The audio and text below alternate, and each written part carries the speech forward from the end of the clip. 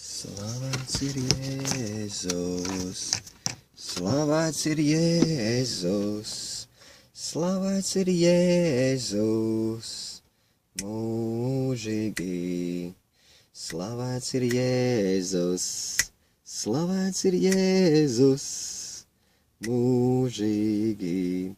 Ziniet, gribās pateikt, ka vienmēr ir tāda liela pateicība Dievam tad, kad kaut kas ilgi ir karājies uz mums, kaut kas ilgi ir karājies, un mēs neesam tikuši ar to galā, bet tad, kad mēs tiekam ar to galā, beidzot Dievs to mums atbrīvo mūs no tā.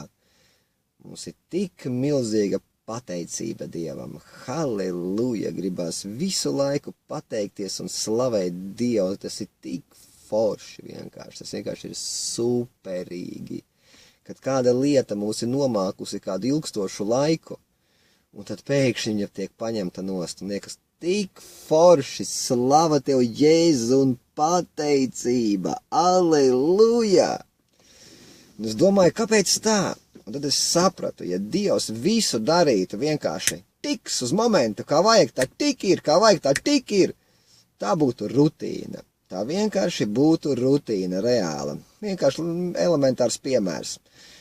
Mēs cilvēki ēdam 3 reizes dienā, tas ir pa minimumu. Neskajot jau pa starpreizēm, kad mēs vēl kaut ko uzkožam vai iekožam tā, bet, principā standartā mēs ēdam 3 reizes. Un personīgi no savas personīgās pieredzes, tas nav no Dieva vārda nekur paņemts ārā. To jūs varbūt nekur Dieva vārdā neatradīsiet, tā ir man personīgā pieredze ar Dievu. Aleluja! Un es domāju, ka mums katram jābūt personīgai pieredzei ar Dievu, ka mums nav jācitē Pāvils visu laiku, vai Pēters, vai kāds apustulis, kā kurš ir darījis. Bet mums jābūt pašiem, ir savai pieredzei ar Jēzu, ar Svēto garu. Halleluja! Un balsoties uz savas pieredzes ar Svēto garu, es varu pateikt tā, kad es ēdu visu laiku 3 reizes dienā, man pazūd pateicība Dievam. Es ļoti bieži pāēdu un vispārībā, pa Dievu tas aizmirs. Bet, kad pieņemsim gavēju, un gavējums beidzās, tev ir tik milzīga pateicība Dievam par šo ēdienu. Tev gribas tā pateikties Dievam par ēdienu. Aleluja! Slava Tev, Jēzu! Paldies Tev par šo brīnišķīgo ēdienu. Tev gribas slavēt un pateikties Jēzum. Cik tas ir brīnišķīgi. Bet tad, kad tu ēdi ikdienā, tas vienkārši pārēšanās par rutīnu. Un tev tad ļoti bieži arī pateicība aizmirstās Dievam.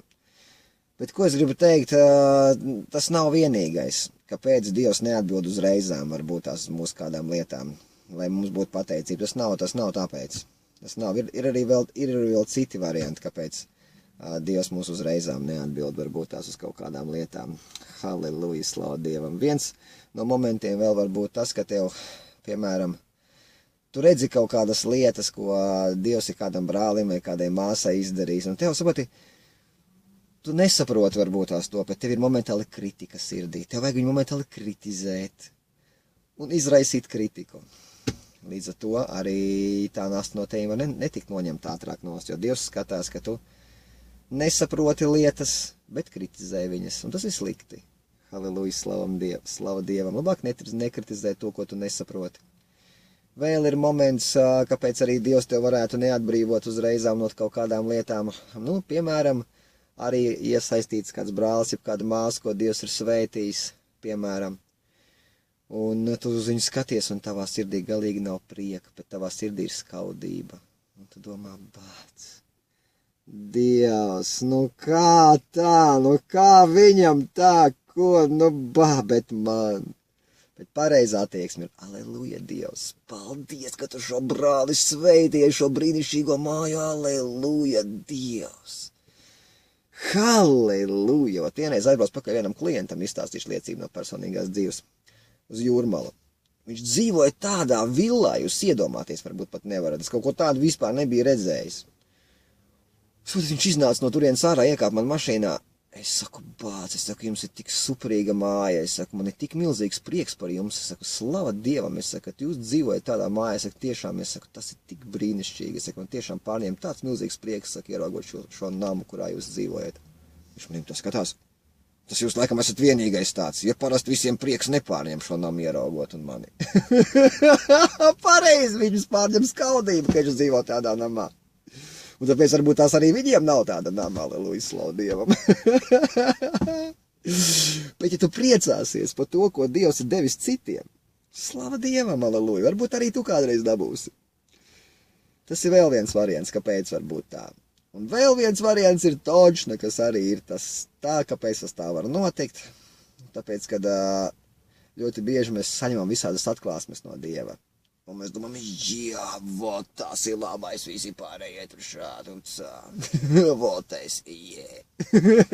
Un tāpēc ļoti bieži arī tur var atsaukties tagad uz Pāvilu personīgi. Pāvils teicis, ka sātana zelons viņa miesā ir, lai viņš viņu sistu, lai viņš nepaaugstināt šo lielo atklāsmu dēļ, un arī tāpēc tas var būt.